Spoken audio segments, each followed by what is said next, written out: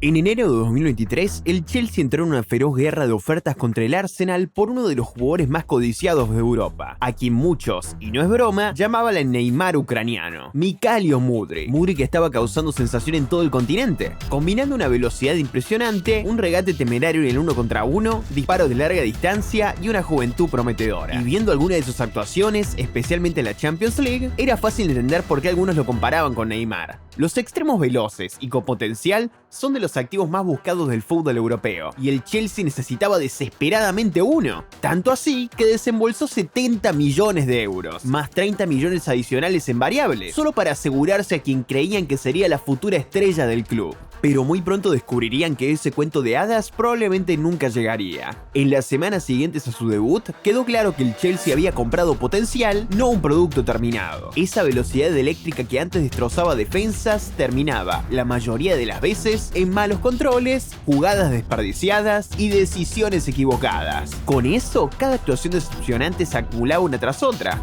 y el peso de esos 100 millones de euros empezaba a hacerse sentir. La presión creció tanto que al comenzar su segunda temporada, Mudryk ya era mencionado como uno de los mayores errores y arrepentimientos del Chelsea. Pero lo más increíble es que el jugador que se tatuó en el cuello las palabras "talent ain't enough", o el talento no es suficiente, tal vez lo decía en serio. Porque Mudryk terminaría siendo suspendido del fútbol por violaciones al reglamento antidopaje. Y aunque pueda sonar irónicamente gracioso, en realidad fue una de las caídas más rápidas y sorprendentes en la historia del fútbol. Tan grave que algunos incluso especulan que Mudryk podría dejar el fútbol por completo y aprovechar su velocidad para dedicarse al atletismo. Pero ¿cómo se llegó a este punto? ¿Por qué Mikhailo Mudryk nunca triunfó en la Premier League? ¿Qué pasó realmente con el Neymar ucraniano? ¿Qué tan mal jugó en realidad? ¿Y qué será de él después de toda esta controversia? Bueno, todo se remonta al motivo por el cual el Chelsea gastó tanto dinero en él. En primer lugar, aunque el programa juvenil de Ucrania nunca fue el más prestigioso, Mikhailo Mudryk llegó con dos cualidades que cualquier ojeador o entrenador ama: una velocidad explosiva y un regate sin miedo. Esa combinación de ritmo y desequilibrio lo elevó de promesa local a curiosidad europea, a medida que ganaba minutos y experiencia con el Shakhtar Donetsk. Y no era solo por sensaciones visuales, los informes de scouting y las estadísticas lo confirmaban. Los analistas de FBref destacaban su alta frecuencia de regates por partido y su constante participación en el ataque con el Shakhtar. Pero el hype también tuvo mucho que ver con el marketing de Shakhtar hacia Mudryk y con el apetito del mercado por un extremo joven, rápido y con un techo altísimo. Los clubes europeos lo seguían de cerca en las competiciones de la UEFA, y el interés del Arsenal en Mudryk fue lo que terminó desatando la guerra de ofertas que llevó al Chelsea a pagar una fortuna por él. Y aunque el precio no se justificaba del todo, había un hype real alrededor de Mikhailo Mudryk. Otra vez, viendo sus mejores jugadas, era fácil entender por qué algunos lo llamaban el Neymar ucraniano. Pero quizás esa transferencia tan mediática y ese precio desorbitado lo colocaron bajo una presión inmediata, tanto financiera como narrativa. Porque a diferencia de Neymar, que desde adolescente estaba acostumbrado a los reflectores, para Mudryk todo era nuevo. Y quizá las luces eran demasiado brillantes. Desde ese momento solo había dos opciones: justificar el fichaje con grandes actuaciones o derrumbarse y quedar marcado para siempre. Cada partido se volvió una prueba, pero desde el principio su encaje táctico en Stamford Bridge ya estaba complicado por los constantes cambios de técnico y de alineación. Porque un jugador cuyo principal recurso es la aceleración y el regate necesita un rol táctico estable, laterales que lo acompañen, un entrenador dispuesto a estructurar el ataque a su alrededor y mucho espacio por la banda. Sin embargo, en el Chelsea, el estilo de juego rara vez favoreció a Mudryk, y no olvidemos que venía de la liga ucraniana. Adaptarse al ritmo, la intensidad y el nivel físico de la Premier League ya era un desafío enorme. Tiempo y continuidad, eso era lo que más necesitaba para adaptarse. Aún así, no me malinterpretes, durante su época en el Chelsea, Mudryk dejó destellos de grandeza, momentos de pura velocidad, algún golazo de larga distancia y participaciones decisivas de vez en cuando, pero en general sus números quedaron por debajo de las expectativas. Los datos de FBref muestran cifras modestas de goles y asistencias, y las métricas avanzadas revelaban un problema clave: mucha participación en la construcción del juego y en la gambeta, pero poca efectividad en el último tercio. Ese contraste entre lo visualmente espectacular y lo estadísticamente pobre terminó por frustrar a muchos. Y con eso llegaron dos consecuencias. Primero, jugó cada vez menos, casi siempre entrando desde el banco.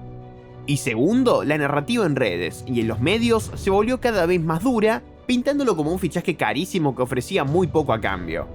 Rápidamente fue catalogado como un fracaso de mercado, y esa etiqueta se reforzó aún más con las críticas, tanto dentro como fuera del club. convirtiéndolo en uno de los jugadores más cuestionados del mundo. Pero sería injusto decir que Mudryk no pudo adaptarse en absoluto, porque en realidad sufrió lesiones e interrupciones físicas.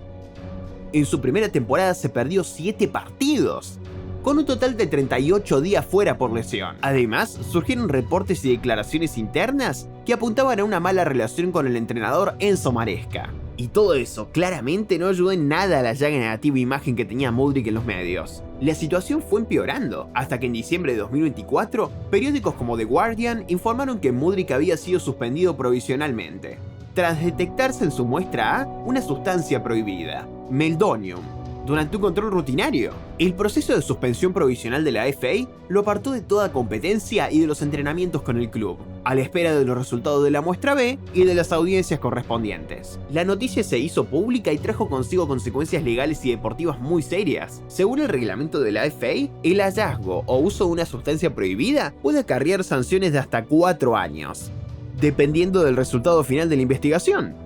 Y no pasó mucho tiempo hasta que los medios informaron que la muestra B también había dado positivo, lo que hacía prácticamente inevitable una acusación formal que finalmente la FA emitió en junio de 2025. Para quien no lo sepa, el meldonium es una sustancia conocida por mejorar la recuperación y la resistencia física. Básicamente se trata de un potenciador serio y prohibido. Tanto Mudryk como el Chelsea negaron públicamente haberlo consumido de manera consciente, pero desde ese momento, el futuro de Mudryk en el fútbol se volvió totalmente incierto.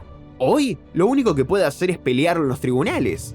Su equipo legal trabaja junto a Morgan Sports Law, un estudio reconocido por haber defendido a varios atletas en casos de alto perfil, lo que indica que planean luchar para evitar o reducir una suspensión completa. En casos de dopaje, las reducciones de sanción suelen depender de poder mostrar la falta de intención. Por ejemplo, contaminación, suplementos mal etiquetados o errores de procedimiento en el test. Un ejemplo claro es el caso de Paul Pogba, cuyo equipo legal logró reducir una suspensión inicialmente más larga, pero nada garantiza un resultado similar. Y en el caso de Mudryk, los cargos de la FA son extremadamente graves. Una suspensión de varios años no solo lo dejaría fuera de los partidos, sino que distribuiría su valor de mercado, anularía contratos publicitarios y podría incluso desatar disputas legales por salarios y vínculos contractuales. En resumen, podría acabar con su carrera para siempre. Porque, en la mayoría de los casos, los clubes pueden suspender o rescindir el salario del jugador ante una falta de este tipo. Y para alguien como Mudryk, un futbolista que basaba toda su identidad en la velocidad y el físico, una ausencia de varios años sería el fin.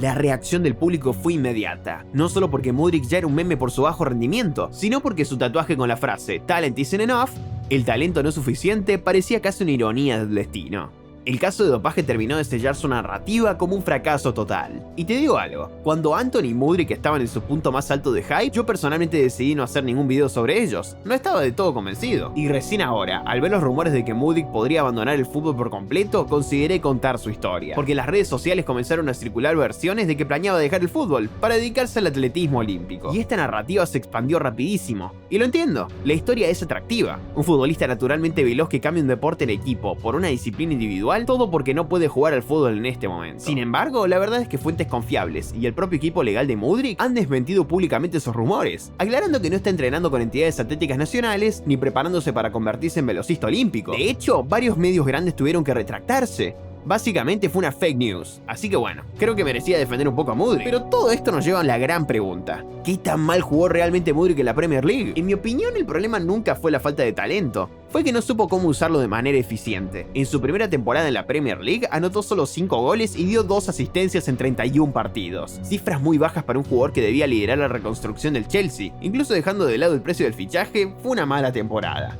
Y más allá de las estadísticas, el ojo lo confirmaba. Mudryk llegaba a buenas posiciones, pero una y otra vez tomaba malas decisiones. Disparaba cuando debía pasar, corría hacia zonas congestionadas o simplemente fallaba en el primer control. Tanto aficionados como analistas debatían si sus errores eran técnicos o mentales. Para mí, era una mezcla de ambos. Daba la sensación de que jugaba más rápido de lo que podía pensar, y los datos lo respaldan. Un análisis de Sports Direct reveló que en apenas 807 minutos, Mudryk perdió la posesión 50 veces dentro de los 5 segundos de recibir la pelota. Eso equivale a unas 5,5 pérdidas de balón por cada 90 minutos, una de las cifras más altas entre los extremos de la Premier League. Su precisión en los centros rondaba el 19%, reflejando el mismo patrón. Muchas acciones, pero pocos resultados concretos. Y aunque solía rematar seguido, La mayoría de los tiros provenían de zonas de bajo valor, lo que mostraba una mala selección de disparos y una dificultad para convertir oportunidades en producción real. Ahora bien, sería injusto decir que todos sus problemas fueron individuales. El Chelsea también tuvo una gran parte de la culpa. Como explicó Chelsea FC Analysis en su desglose táctico, la falta de cohesión ofensiva del equipo dejaba a Mudryk aislado en la banda izquierda, sin apoyo de los laterales ni movimientos coordinados dentro del área. Y cuando un equipo ataca sin ritmo, un extremo que depende del instinto y el espacio queda completamente solo. Así, su mayor arma, su velocidad eléctrica, terminó convirtiéndose en intentos forzados de romper defensas que no se abrían. El mismo informe también señalaba otro gran problema: su inconsistencia sin pelota. Y sinceramente, esa es una de las partes más subestimadas del juego ofensivo. Jugadores como Haaland o Cristiano Ronaldo son tildados de cazagoles o pescadores, cuando en realidad su movimiento sin balón es lo que los hace letales. Pero en el caso de Mudryk, su rendimiento sin pelota es muy pobre. Su presión, su retorno defensivo y su lectura táctica están por debajo del nivel que exige la Premier League. A menudo dejaba espacios a su espalda, exponiendo a sus laterales a situaciones de 2 contra 1. Y con el tiempo, eso erosionó la confianza de sus entrenadores, Pochettino y Maresca, quienes dejaron de verlo como una pieza confiable. Por eso, después de apenas 18 titularidades en 31 partidos durante la temporada 2023-2024, los minutos de Mudryk cayeron drásticamente al año siguiente. Y ojo, todo esto ocurre mientras sigue bajo la presión constante de justificar su precio de fichaje, porque incluso cuando tenía oportunidades, su confianza seguía siendo frágil. Cada ocasión fallada y cada pase errado pesaba más que el anterior. A su favor, hubo destellos de brillantez, aunque muy breves. En última instancia, y lamentablemente, la historia de Mudryk en el Chelsea no es solo un escándalo, sino también una historia de desajuste, un desajuste entre talento y sistema, entre el desborde y la estructura. Su caída, hasta ahora, se debe a errores en la toma de decisiones, falta de consistencia en el producto final y la incapacidad frustrante de transformar su físico y velocidad en un juego constante e inteligente. Hasta que logre refinar eso en un estilo más controlado, Mudryk no podrá evolucionar realmente en una liga de élite. Aunque quién sabe, tal vez si deje el Chelsea y se une a un club más chico, pierda parte de esa presión y recupere algo de confianza. Sin embargo, con las acusaciones de dopaje aún pendientes, su futuro es increíblemente incierto. Por más expectativas que generó, y tan rápido como creció su fama, su caída fue aún más veloz. Y no estoy aquí para decir si es culpable o inocente, pero de una forma u otra, esta caída catastrófica de Mudryk es simplemente triste de ver.